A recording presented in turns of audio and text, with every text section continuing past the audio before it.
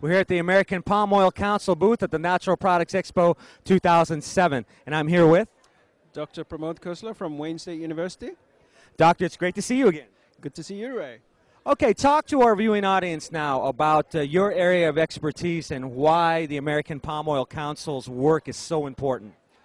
Okay, Ray. Well, let's go back a little bit. Basically, over the last year, there have been various developments in the fats and oils field, and one of the major developments has been this legislation that has come in about labeling trans fatty acids on the nutrition facts label. So as a consequence of that, food manufacturers are looking for alternatives. Now, this has gone a step further in that around the fall of last year, New York City became the first place to actually ban trans fatty acids in restaurant establishments, or they've basically proposed a bill that they would like to phase out trans fatty acid. So the food industry is looking for alternatives. In fact, the public is now fully aware that trans fatty acids are a problem issue, and they are also seeking trans-free formulations. And because people are looking for trans-free formulations, this is where palm oil comes in, because it is one of the alternatives that can be used. Now, as many of us know, and the great work of the American Palm Oil Council and of such doctors as yourself, you're bringing awareness to the general public about how important it is to eliminate trans fats from your diet. Talk to our viewing audience about the effects of trans fats and what palm oil can do for them. Okay, let's just talk about trans fatty acids first. Now, we have fats in our diets, and most of you are aware that we've got saturated fats and unsaturated fat, and within the unsaturated fats we'll have monounsaturates and polyunsaturated fats. Well, all of these fats, or fatty acids specifically, have different effects on blood cholesterol. And blood cholesterol is one of the key components that affects your risk for heart disease. So basically, if you have a high total blood cholesterol, that is a risk factor. If you've got high levels of the bad cholesterol, the LDL cholesterol, that increases your risk. And if you have low levels of the good cholesterol, that increases your risk. That's the HDL cholesterol. So to put it another way, if you had high levels of your good cholesterol, well, obviously that's going to be good for you. So different fats and oils affect these different cholesterols in different ways. And collectively, that's what impacts your risk of heart disease. Now, it has been shown over the last 10-15 years that amongst all the fatty acids that are in our food supply, the trans fatty acids, specifically the trans fatty acids that come from chemical hydrogenation, this is what we do in industry, that trans fatty acids are actually the worst. They raise the bad cholesterol and they lower the good cholesterol. So they, in effect, have a double, that's a double whammy. So they really increase your risk for heart disease. And if you compare the trans fatty acids to the other fatty acids, the saturates and the monounsaturates and the polyunsaturates, they are definitely the worst ones. So what we want to do is to replace trans fatty acids with something else. Now, the first rule is that whatever you replace trans fatty acids with, it's going to be a benefit.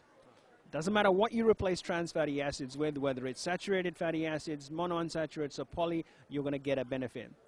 The next thing is, depending on what you replace them with, the benefit will be either small or it can be large, because what you replace them with has its own effect. So if you replace trans with saturates, you'll get a benefit. If you replace them with unsaturated fatty acids, you'll get even a bigger benefit. Now, one of the key elements here is you're talking about eliminating the trans fats altogether. And there's wonderful, wonderful products here. I think that people, when they want to start to eliminate trans fats from their diet, they have to be aware of what trans fats are in, what foods and what products are they in that they can be aware of to start this process. Well, the first place, trans fats were generally in processed foods. Anything which we wanted to have a increased shelf life, a stable product, that's where you found trans fatty acids, and generally this was processed foods.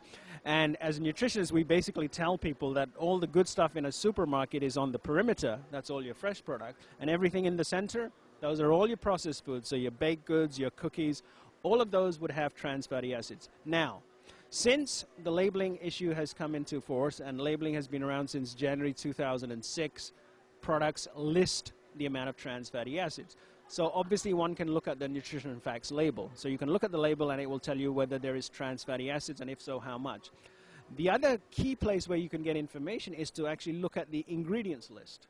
So in the ingredients list, if you see the word partially hydrogenated, so the key is partially hydrogenated vegetable oils. If you see that, that product will contain some trans fatty acids, okay? So the golden rule of thumb is basically we're looking at processed fats and anything on a nutrition facts label that says partially hydrogenated vegetable oils. Partially hydrogenated is the key. There will be trans fatty acids, and then the nutrition facts label should tell you basically how much. So then what we want to do is we want to start, when we go into a grocery store, we want to look on the perimeter and start looking at those foods that are really healthy for us. And where does palm oil fit into this mixture? How can we start incorporating palm oil into our diets to eliminate the trans fats? Okay, now, so we want to get rid of the trans fats. So the reason we had trans fat was to make the product stable. Okay, so we wanted a particular shelf life. So to get rid of the trans fatty acids, there are various alternatives. One of the alternative is that you can actually blend different oils in your food formulation. So you could use palm oil, which will provide you with a source of saturated fatty acids, and you need that to have a solid fat content. Otherwise, you cannot make your margarines and your salad dressings and your baked goods, okay? So what you do is you can blend palm oil with other fats and oils to achieve the appropriate consistency that you want in your product, okay? So you can start looking at products in the supermarket, let's say, which firstly says no trans fatty acids, and then you go from there. Okay, now from last year to this year, the American Palm Oil Council has really brought into the forefront awareness of this particular health challenge in our society. A lot has been done over the last year, correct? That's correct, Ray, yes. And now where do we go from here? Okay, I guess where we go from here is the next step in all this is that we first had the food label.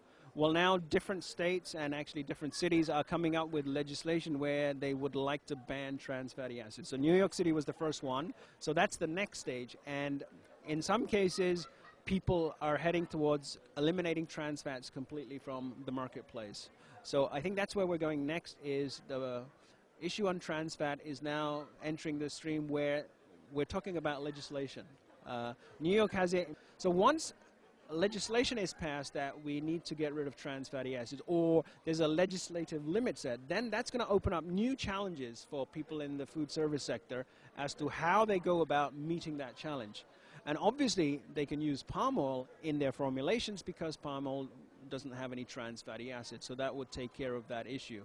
So I think, Ray, what you'll find over the next year is that depending on how these different states pass their legislation, there may be a concerted nationwide effort to eliminate trans fatty acids. And if that happens, then all the alternatives, which one of my colleagues will discuss with you in a little while, will come into focus. So we're talking about a scenario where at the moment there's been a lot of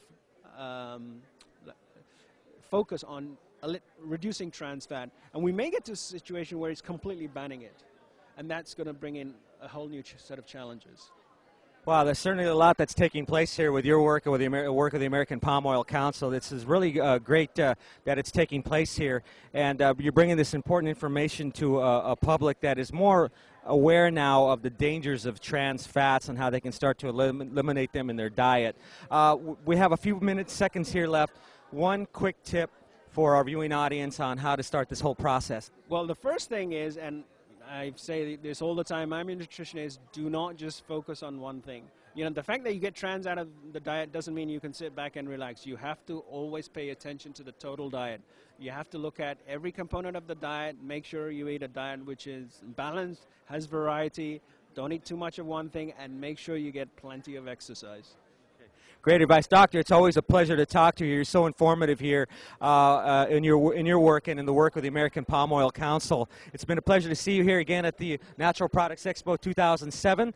Much continued success in your work with the American Palm Oil Council and in your own work. This is Ray Ibarra from the Natural Products Expo 2007 at the American Palm Oil Council. We'll be right back. Stay tuned.